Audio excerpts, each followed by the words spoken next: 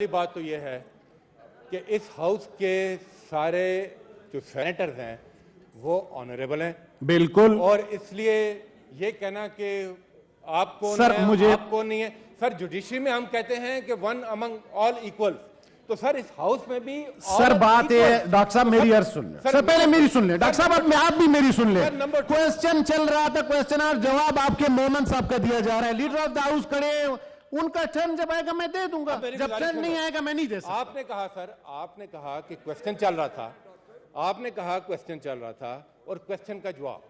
Sir question के जवाब नहीं, यहाँ पर पूरी एक पॉलिसी स्टेटमेंट दी जा रही है और आप ये राइट भी नहीं देते कि यहाँ से कोई रिस्पॉन्ड करे। डॉक्टर साहब मेरी बात अर्ज सुने, डॉक्टर साहब मेरी एक अर्ज सुने। जो बात वहां से कह दी जाए हम यहाँ चुप करके सुनते रहें, चाहे वो कितनी गलत हमारे नजदीक क्यों ना हो। एक सवाल ये हुआ कि यहाँ से सर एक बड़ी इंपॉर्टेंट स्टेटमेंट आई। सर बड़ी स्टेटमेंट सर, अब यहाँ पर आप जी मैं के बेरामन तेंगी खामोश रहे हैं जी, यहाँ बोलते नहीं है सर जी। सर एक स्टेटमेंट यहाँ पर आई, यहाँ स्टेटमेंट अभी एक सांस में दो स्टेटमेंट्स आई। एक स्टेटमेंट आई कि this country has to default. उन्होंने कहा जी 2000। सर हमारे कान पक गए हैं, सर हमारे कान पक गए डिफॉल्ट करते करते, और ये तुले हुए हैं इस कंट्री को डिफॉल्ट कराने के लिए, ये तुले हुए हैं। उस पर भी हम वजाहत ना मांगे। दूसरा अभी एक और स्टेटमेंट दी, आईएमएफ और नो आईएमएफ। सर ये आईएमएफ को आंखें दिखा कर ये हालत ये है कि ये पेट्रोल की सब्सिडी एक दिन नहीं सस्टेन कर सकते।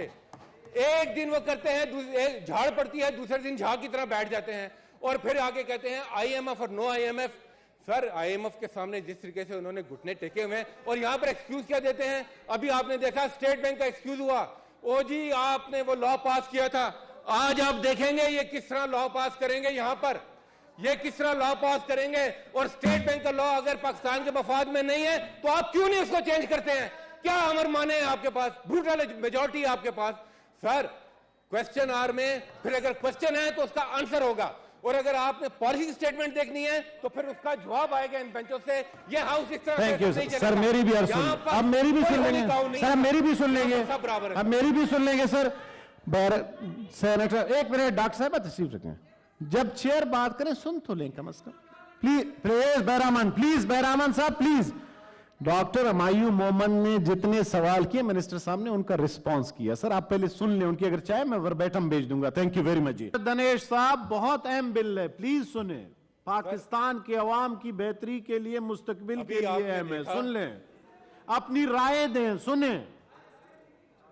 अभी आपने देखा कि अवाम का नाम लेकर, कानून का नाम लेकर, और ये साबित करने की कोशिश की गई कि ये नहायत नेक नीति के साथ शायद कोई इस्लाहात का बिल है। चेयरमैन साहब मैं साफ बात करूंगा। ऑर्डर प्लीज, और बैरामन साहब प्लीज, बहुत अहम है, आप लोग सारे सुन लें, मेरी गुजारिश है प्लीज सुने। अब ये कौम को बेवकूफ बनाने की रविश खत्म करें। सादी सी बात यह है सर कि ये इस्लाहात का बिल नहीं है, ये मफादात का बिल है। ये इनके सियासी और इनके जाती मफादात का बिल है।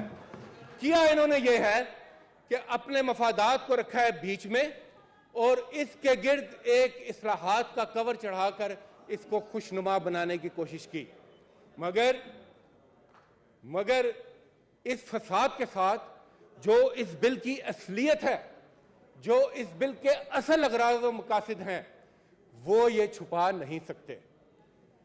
चेयरमैन साहब यहां पर अफसोस की बात यह है, इस मुल्क में इक्तदार पर भी अशराफिया काबिज है, उनके लिए आइन में भी सरफ नजर हो जाता है और उनके लिए कानून भी बन जाते हैं, और अगर अशराफिया चाहे तो उनके लिए पानी पर भी रास्ता बन जाता है, और अवाम उस पानी में इस तरह डूबते हैं कि उनकी लाश भी उबर कर सतह तक नहीं आती।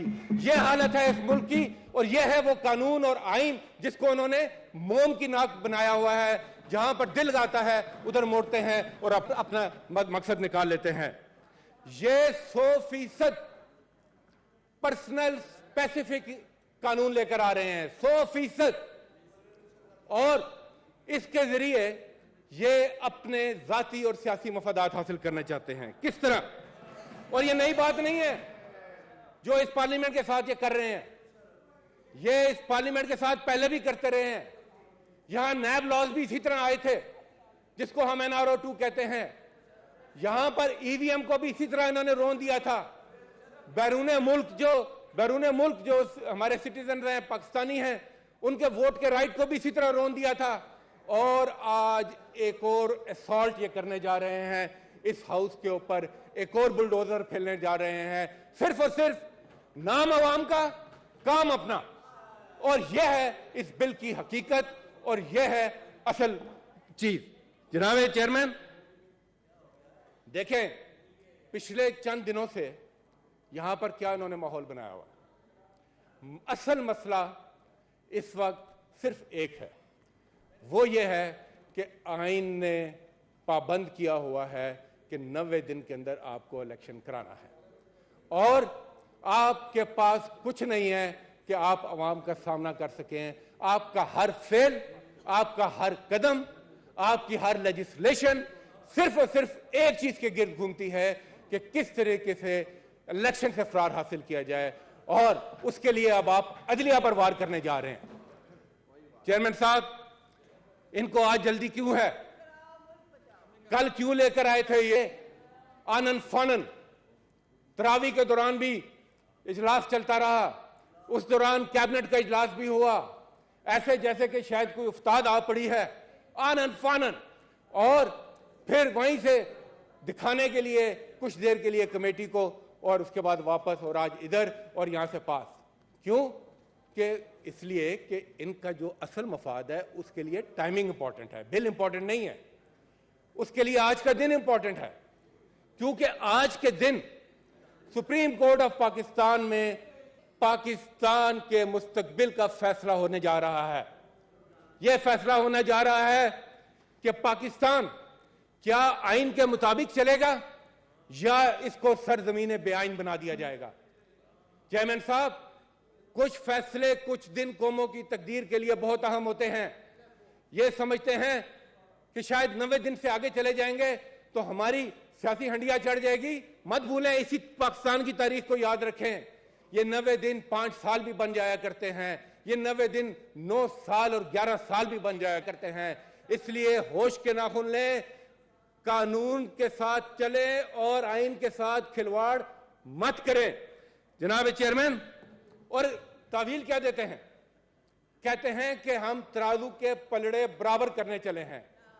इस कानून के तहत ये तराजू के पलड़े बराबर नहीं कर रहे, बल्कि ये तराजू को घर ले जाने के चक्कर में है।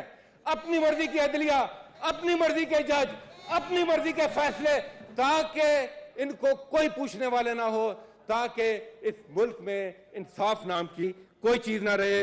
इंसाफ सिर्फ वो हो जो इनको सूट करता हो। और इनकी तो तारीख है, क्या अदलिया पर हमले की तारीख नहीं?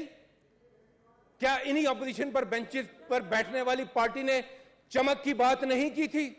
इनकी तारीख है। फर्क क्या है? फर्क यह है कि पहले ये बाहर से हमलावर होते थे, इस दफा ये अंदर से हमलावर हो रहे हैं। आप देखें, इन्होंने पूरी एक मुनज़्ज़म कैंपेन शुरू की, एक टेंपो बिल्ड किया, जजिस को निशाना बनाया, अदलिया को निशाना बनाया, बेंचेस को निशाना बनाया, जलसों में तकरीर जजिस की तस्वीर लहराई, पार्लियामेंट के अंदर जजिस की तस्वीर लहराई। सारे आर्टिकल ये बोल देते हैं। आर्टिकल 68 भी जरा बोल दें यहां पर, जो कहता है जजिस का कॉन्डक्ट नहीं डिस्कस होता पार्लियामेंट में, उसको नहीं बात करेंगे, बाकी सब आर्टिकल्स की बात करेंगे। जनाब, कौमी असम्बली की तकारीर आप देख लें जो कल से वहां पर हो रही है, वहां पर लबो लहजा देख लें, वहां पर थ्रेटनिंग टोन देखें, और हर मुकर्रर यह साबित करने के लिए तुला हुआ है कि शायद पाकिस्तान के तमाम मसाइल का हल सिर्फ और सिर्फ ये अदलिया ही है। जनाब चेयरमैन, कल एक करारदाद भी पास हुई। इनकी नीयत का पता इनकी असेंबली की कार्रवाई से पता चलता है। एक तरफ उन्होंने बिल पेश किया और दूसरी तरफ उन्होंने करारदाद पेश की। और यह करारदाद क्या कहती है? ये करारदाद कहती है कि ये इवान सुओ मोटो केस में 4 जज साहबान के फैसले, ये जो अभी हुआ है, और राय की तायीद करता है। अब इन्होंने सुओ मोटो को भी सिलेक्टिव कर दिया है। एक सुओ मोटो हुआ था, आधी रात को सुप्रीम कोर्ट खुली थी और एक शब खून मारा गया और इनको उठाकर इख्तिदार में बिठा दिया गया, वो सुओ मोटो जायज। और एक सुओ मोटो होता है कि आइन की पासदारी करते हुए 90 दिन के अंदर आप इलेक्शन कराएं, वो सुओ मोटो नाजायज। ये है इनकी सिलेक्टिव इंसाफ और ये है इनका तरीकाकार। और उसी करारदाद में क्या कहते हैं, इलेक्शन कमीशन इनका स्पोक्स पर्सन और ये इलेक्शन कमीशन के स्पोक्स पर्सन कहते हैं कि इलेक्शन कमीशन को उसकी स्वाबदीद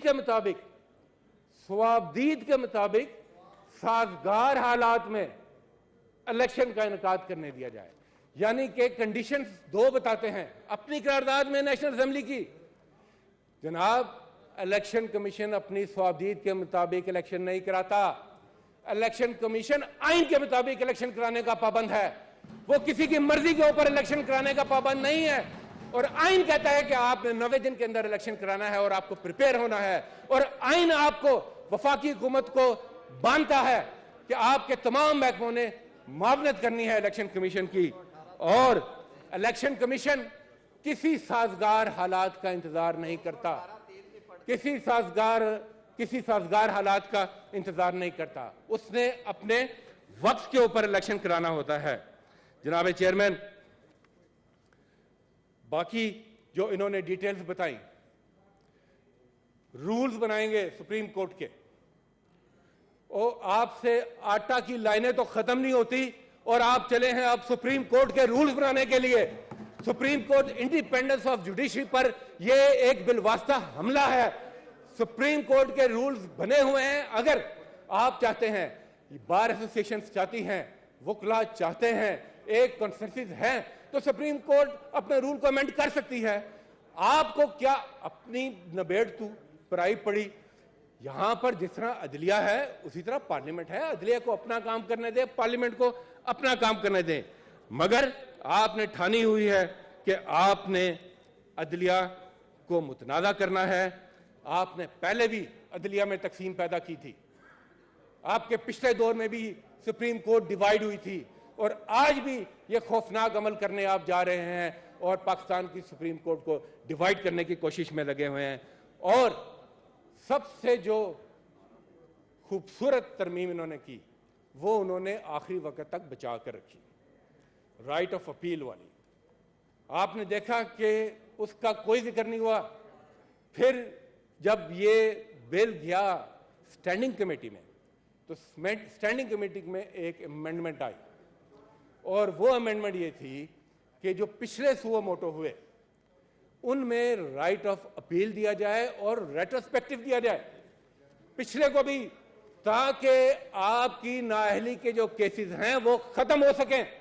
यह है सारा मुद्दा जिसके लिए आपने ये पूरा एक फसाद क्रिएट किया है। आप आए सीधी सीधी बात कर दें कि हमने, देखें यहां पर तो अब जमहूरियत रही नहीं, यहां पे तो आइन की कोई सुनता नहीं है, यहां तो कानून रहा कोई नहीं, यहां तो जिसकी लाठी है उसकी भैंस उठाए लाठी और सुना दे फैसला। ये इतनी लंबी चौड़ी इस्लाहात और अवाम और आइन और ये रैपर्स ऊपर बिठाने की जरूरत ही नहीं है। अपना मुद्दा बयान करें कि हमने अपने केसेस माफ कराने हैं। हमने पहले अपने करप्शन के केसेस माफ कराए, अब हमने अपनी नाअहली माफ करानी है, हमने अदलिया को अपने ताबे करना है और इस तरीके से हमने मुल्क चलाना है। ये है इनका मुद्दा जिसके लिए ये पूरा फसाद। और अगर कल नेशनल असेंबली में बिल रेफर हुआ स्टैंडिंग कमेटी में, तो स्टैंडिंग कमेटी में जो अमेंडमेंट आई, जो सेनेटर साहब फलकनाथ साहब अगर सीधी होके बैठे तो आपकी मेहरबानी होगी, और ये अपनी निशिस्त पे चले जाएं तो और बहुत बड़ी मेहरबानी होगी जी। कल बिल रेफर हुआ नेशनल असेंबली में, नेशनल असेंबली से जो अमेंडमेंट आई इन्होंने बड़ी खुशी से वो कबूल कर ली। तो क्या सेनेट पार्लियामेंट का हिस्सा नहीं है? क्या सेनेट में कोई अमेंडमेंट नहीं आ सकती? क्या सेनेट में कोई डिबेट नहीं हो सकती? क्या सेनेट की स्टैंडिंग कमेटी मौजूद नहीं है? जनाब चेयरमैन, ये रवायत खत्म करें। इस बिल को जो कानून साजी का तरीका है, इसको भेजें स्टैंडिंग कमेटी के अंदर, वहां पर सैर हासिल डिस्कशन हो, वहां पर स्टेक होल्डर्स आए, और स्टैंडिंग कमेटीज का भी ये राइट है, सेनेट की भी, कि वो अगर को अपनी अमेंडमेंट लाना चाहे तो वो अपनी अमेंडमेंट लेकर आए और वो हाउस उसको देखे। ये नहीं हो सकता कि नेशनल असेंबली के अमेंडमेंट तो आप चूम कर उसको जेब में डाल ले और सेनेट को आप हक भी न दें, सेनेट को आप ये हक भी न दें कि वो कोई अमेंडमेंट ला सके। ये बुलडोजिंग, इससे आप अगर इस पर जी लीडर ऑफ द अपोजिशन खड़े पर जनाब चेयरमैन, अगर मैं इनको इनकी फेस वैल्यू पर भी ले लूं, अगर मैं इनको इनकी फेस वैल्यू पर भी ले लूं, तो भी ये जरूरी है कि ये जो पूरा प्रोसेस है इसको मुकम्मल किया जाए। अगर आप इस प्रोसेस को मुकम्मल नहीं करेंगे तो ये वादे हो जाएगा कि आपके अगराज़ व मकासद क्या हैं। Order please, order please. ये वादे हो जाएगा कि आप पार्लियामेंट की बेतौकीरी करते हैं, ये वादे हो जाएगा कि आप किसी किस्म की जमहूरियत पर यकीन नहीं रखते हैं। तो जनाब चेयरमैन, मैं तमाम अपोजिशन की तरफ से मुतालबा करता हूं कि जो हाउस का तरीका है, इस बिल को आप कमेटी में रेफर करें और उसमें जो अमेंडमेंट्स आई हैं वो करें, ताकि अगर ये वाकई इनकी नीयत ठीक है तो ये अच्छा बिल बन सके। Thank you. ऑनरेबल सेनेटर मंजूर काकर।